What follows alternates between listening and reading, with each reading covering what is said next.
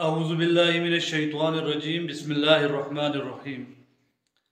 दोस्तों, उम्मीद करता हूँ कि आप खैरियत से होंगे। आज आपके सामने एक इंतहाई अहम और मालूमाती वीडियो लेकर आपकी खिदमत में हाज़िर हो रहा हूँ। उम्मीद है कि आपको मेरी आज की वीडियो पसंद आएगी।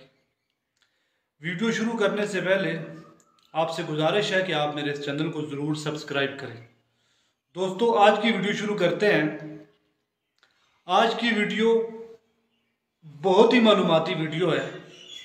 इस वीडियो में मैं आज आपको पाकिस्तान की कौमी असम्बली की कंपोजिशन के बारे में बताऊंगा कि पाकिस्तान की कौमी असम्बली की कंपोजिशन किस तरह की गई है, इसके अरकान कितने हैं, पंजाब से कितने हैं, सिंध से कितने होते हैं। ये सारी की सारी डिटेल, सारी की सारी तफसीलात आज के इस वीडियो में मैं आपको बताऊंगा। दोस्तों, पाकिस्तान की कौमी असम्बली के अरकान की टोटल तादाद 336 है। 336 में से 266 अरकान जो होंगे वो डायरेक्ट इलेक्ट होकर आएंगे।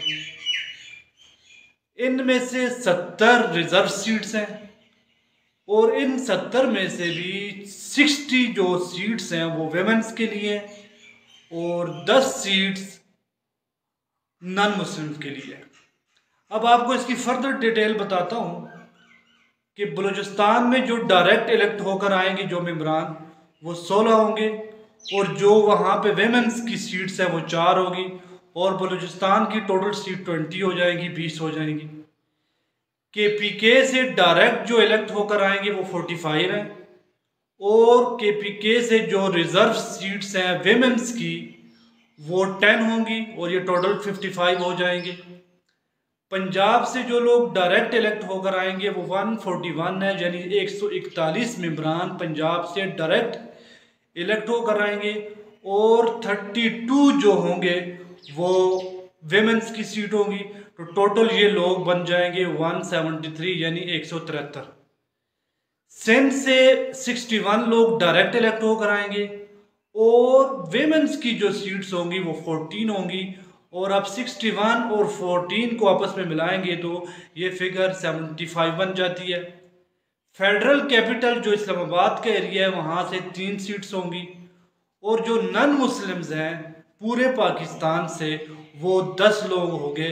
तो टोटल मिलाकर ये जो पाकिस्तान की कौमी असम्बली के अरकान की तादाद बन जाती है वो 336 यानी 336 बन जाती है।